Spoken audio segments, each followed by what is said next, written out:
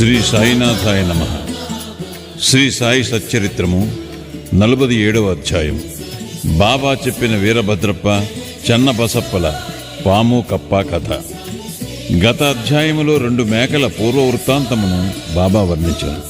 ఈ అధ్యాయమును కూడా అట్టి పూర్వ వృత్తాంతమును వర్ణించు వీరభద్రప్ప యొక్కయు చెన్నబసప్ప యొక్కయు కథలు చెప్పుదాం.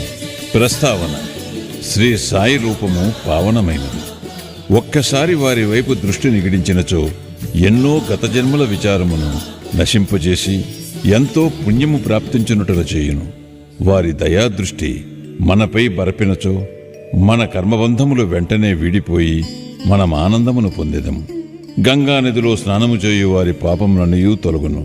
అట్టి పావనమైన నది కూడా యోగులెప్పుడు వచ్చి తనలో మునిగి తనలో ప్రోగైన పాపములన్నిటినీ వారి పాదధూళిచే పోగొట్టిదరాయని ఆతురతతో చూచును. యోగుల పవిత్ర పాదధూళి చేతనే పాపమంతయు కడుగుకొని పోవునని గంగామాతకు తెలియను. యోగులలో ముఖ్యాలంకారము శ్రీ సాయి. పావనముచే ఈ క్రింది కథను వారి నుండి వినుడు. పాము కప్ప. సాయిబాబా ఒకనాడు ఇట్లు చెప్పదొడిగెను. ఒకనాడు ఉదయము ఉపాహారము ముగించిన తరువాత వ్యాహ్యాలికి పోయి ఒక చిన్న నది ఒడ్డున చేరితిని. అలసిపోవుటచే అచ్చట విశ్రాంతి నొందితిని. చేతులు కాళ్ళు కడుగుకుని స్నానము చేసి హాయిగా కూర్చునియుంటిని. అచ్చట చెట్ల నీడలున్న కాలిత్రోవ బండిత్రోవ రెండునూ కలవు. చల్లని గాలి మెల్లగా వీచుచుండెను. చిలుమును త్రాగుటకు తయారు చేయుచుండగా కప్పయొకటి బెకబెకలాడుట వింటిని. చెకుముకురాయి కొట్టి నిప్పు తీయుచుండగా ఒక ప్రయాణికుడు వచ్చి నా ప్రక్కన కూర్చుండెను. నాకు నమస్కరించి తన ఇంటికి భోజనమునకు రమ్మని వినయముతో ఆహ్వానించాను. అతడు చిరుము వెలిగించి నాకు అందజేశాను. కప్ప బెకబెకమనుట తిరిగి వినిపించాను. అతడు అదేమియో తెలుసుకొన కోరెను. ఒక కప్ప తన పూర్వజన్మ పాపఫలము అనుభవించుచున్నదని చెప్పితిని. గత జన్మలో చేసిన దాని ఫలము ఈ జన్మలోననుభవించి తీరవలయును. దానిని గూర్చి దుఃఖించినచో ప్రయోజనము లేదు. వాడు చిరుమును పీల్చి నాకందజేసి తానే స్వయముగా పోయి చూచెదనని చెప్పాను.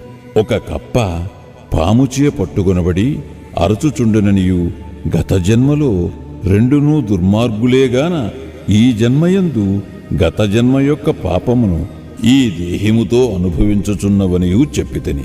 అతడు బయటికి పోయి ఒక నల్లని పెద్ద పాము ఒక కప్పను నోటితో పట్టుకుని ఉండుట చూచెను.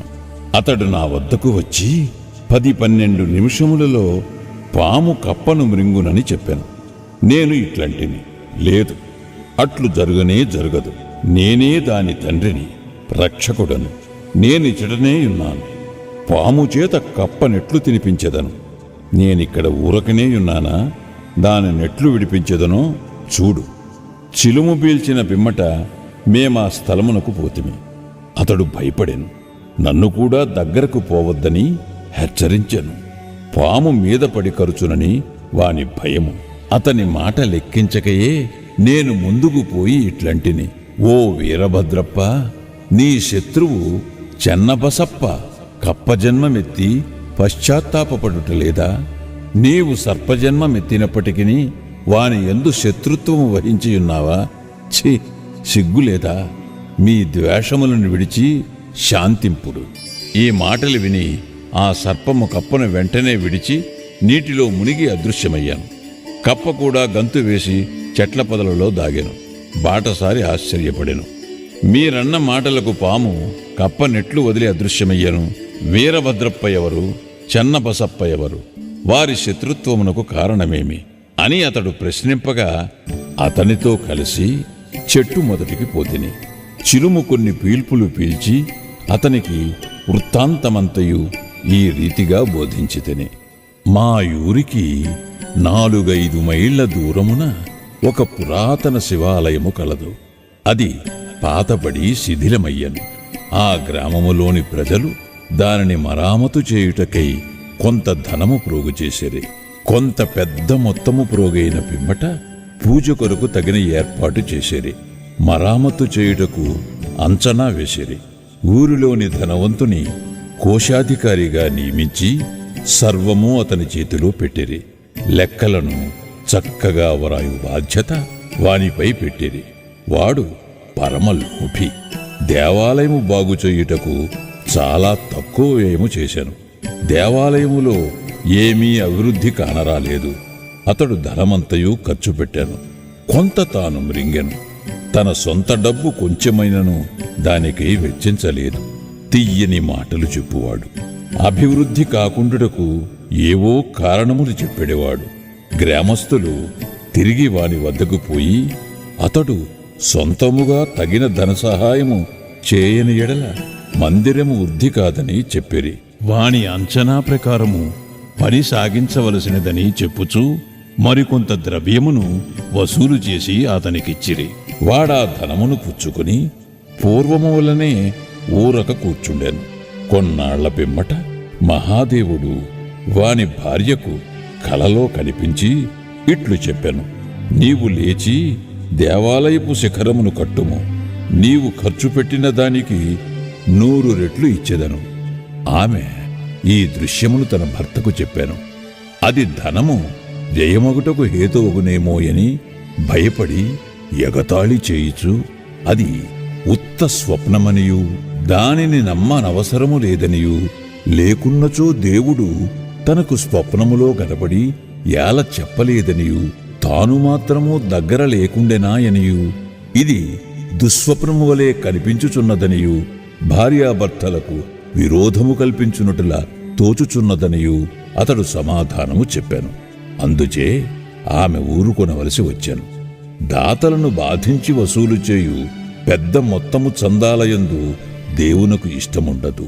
భక్తితోనూ ప్రేమతోనూ మన్ననతోనూ ఇచ్చిన చిన్న చిన్న మొత్తములైన దైవమిష్టపడును. కొన్ని దినముల పిమ్మట దేవుడామెకు స్వప్నములో తిరిగి కనిపించి ఇట్లనెను, భర్త దగ్గరున్న చందాల గూర్చి చిగాకు చెందనవసరము లేదు. దేవాలయము నిమిత్తము ఏమైనా వ్యయము చేయమని అతని బలవంతము చేయవద్దు. నాకు కావలసినవి భక్తి మరియు సద్భావము. కాబట్టి నీకిష్టమున్న సొంతముదేదైనా ఇవ్వవలెను. ఆమె తన భర్తతో సంప్రదించి తన తండ్రి తనకిచ్చిన బంగారు నగలు దానము చేయ నిశ్చయించెను. ఆ లోభి ఈ సంగతి విని చికాకు చెంది భగవంతుని కూడా మోసము చేయ నిశ్చయించుకొనెను. ఆమె నగలను ఎంతో తక్కువ ధర కట్టి 1000 రూపాయలకు తానే కొని నగదునకు బదులుగా ఒక పొలమును దేవదేయముగా నిచ్చాను. అందులకు భార్య సమ్మతించాను. ఆ పొలము వాని సొంతము కాదు, అది ఒక పేదరాలకు డుబ్కీయను నామెది. ఆమె దానిని 200 రూపాయలకు కుదువు పెట్టి ఉండెను. ఆమె దానిని తీర్చలేకపోయాను. ఆ టక్కరి లోభి తన భార్యను, డుబ్కీని, దైవమును అందరినీ మోసగించెను. ఆ నేల పనికిరానిది, సాగులో లేనిది. దాని విలువ చాలా తక్కువ. దాని వలన ఆదాయమేమీయూ లేదు. ఈ వ్యవహారమిట్లు సమాప్తి చెందాను. ఆ పొలమును పూజారి అధీనములో నుంచిరి. అందులకతడు సంతసించాను. కొన్నాళ్లకు ఒక చిత్రము జరిగాను. గొప్ప తుఫాను సంభవించాను. కుంభవృష్టి కురిశాను. లోభి ఇంటికి పిడుగుపాటు తగిలి వాడు వాని భార్య చనిపోయేది. డుబ్కీ కాలగతి చెందెను. తరువాతి జన్మలో ఆ లోభి మధురాపట్టణములో ఒక బ్రాహ్మణ కుటుంబములో పుట్టి వీరభద్రప్పయ్యను పేరనుండెను. అతని భార్య పూజారి కుమార్తెగా జన్మించాను. ఆమెకు గౌరీ అని పేరు పెట్టిరి. డుబ్కీ మందిర గొరవనింటిలో మగ శిశువుగా జన్మించాను. అతనికి చెన్నబసప్పయ్యని నామమిడిరి. ఆ పూజారి నా స్నేహితుడు. అతడు నా వద్దకు తరచుగా వచ్చుచుండెను. నా వద్ద కూర్చుండి మాట్లాడుచూ చిలుము పీల్చెడివాడు. అతని కుమార్తె గౌరి కూడా నా భక్తురాలు. ఆమె త్వరగా ఎదుగుచుండెను. ఆమె తండ్రి వరుణుకై వెతుకుచుండెను. ఆ విషయమై చిగాకు పడనవసరము లేదనియూ, ఆమె భర్త తానై వెతుకుకొని వచ్చుననియూ నేను చెప్పితిని. కొన్నాళ్లకు వీరభద్రప్పయ్యను ఒక బీద బ్రాహ్మణ బాలుడు భిక్షకై పూజారి ఇంటికి వచ్చాను.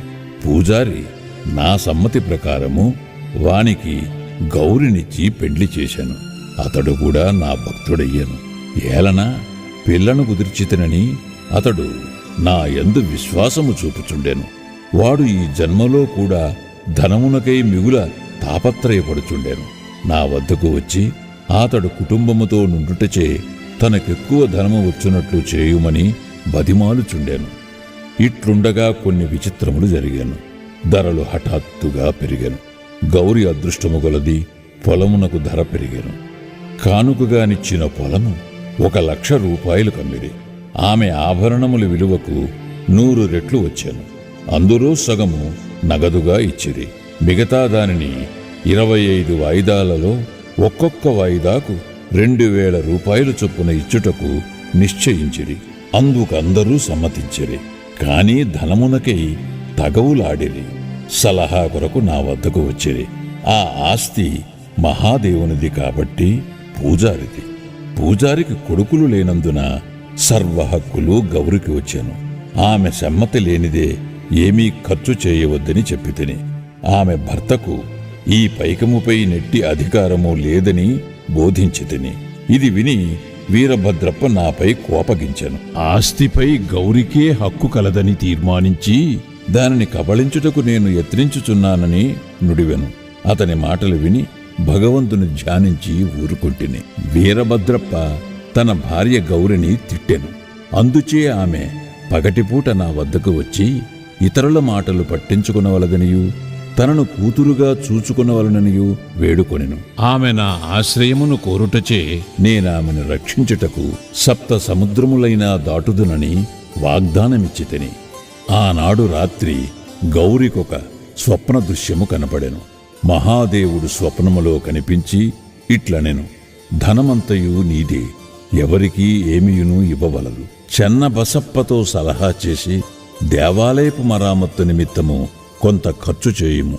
ఇతరులముకై వేము చేయవలసి వచ్చినప్పుడు మసీదులోనున్న బాబా సలహా తీసుకొమ్ము. గౌరి నాకీ వృత్తాంతమంతయు తెలిపెను. నేను తగిన సలహానిచ్చితిని. అసలు తీసుకుని వడ్డీలో సగము మాత్రము చెన్నబసప్పకు ఇవ్వమనియు వీరభద్రప్పకు ఇందులో జోక్యము లేదనియు నేను గౌరికి సలహానిచ్చితిని. నేనిట్లు మాట్లాడుచుండగా వీరభద్రప్ప చెన్నబసప్ప కొట్లాడుచు నా వద్దకు వచ్చిరి. సాధ్యమైనంత వరకు వారిని సమాధానపరచితిని. గౌరికి మహాదేవుడు చూపిన స్వప్న దృశ్యమును చెప్పితిని. వీరభద్రప్ప మిగుల కోపించి చెన్నబసప్పను ముక్కలు ముక్కలుగా నరికెదరని బెదిరించాను. చెన్నబసప్ప పిరికివాడు. వాడు నా పాదములు పట్టి నన్నే ఆశ్రయించాను. కోపిష్టి శత్రువు బారి నుండి కాపాడేదనని నేను వానికి వాగ్దానము చేసితిని. కొంతకాలమునకు వీరభద్రప్ప చనిపోయి పాముగా జన్మించాను. చెన్నబసప్ప కూడా చనిపోయి కప్పగా జన్మించాను. చెన్నబసప్ప బెకబెకలాడుట విని నేను చేసిన వాగ్దానమును జ్ఞప్తికి తెచ్చుకుని ఇక్కడికి వచ్చి వానిని రక్షించి నా మాటను పాలించుకుంటుని. భగవంతుడు ఆపద సమయమందు భక్తుల రక్షించుటకై వారి వద్దకు పరుగెత్తును. భగవంతుడు నన్నిచటకు పంపి చెన్నబసప్పును రక్షించాను. ఇదంతయు భగవంతుని లీల. నీతి. ఈ కథ వల్ల మనము నేర్చుకున్న నీతి ఏమనగా, ఎవరు చేసిన దానిని వారే అనుభవించవలను. ఇతరులతో గల సంబంధములన్నిటినీ బాధను కూడా అనుభవించవలను. తప్పించుకుని సాధనము లేదు. తనకెవరితోనైనా శత్రుత్వమున్న ఎడల దాని నుండి విముక్తిని పొందవలను. ఎవరికైనా ఏమైనా బాకీయున్నా దానిని తీర్చివేయవలను.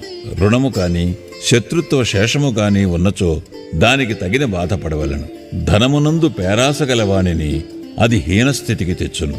తుట్ట తుదకు వానికి నాశము కలుగు చెయ్యును. శ్రీ సాయినాథాయ నమః. 47వ అధ్యాయము సంపూర్ణము. సద్గురు శ్రీ సాయినాథార్పణమస్తు. శుభం భవతు.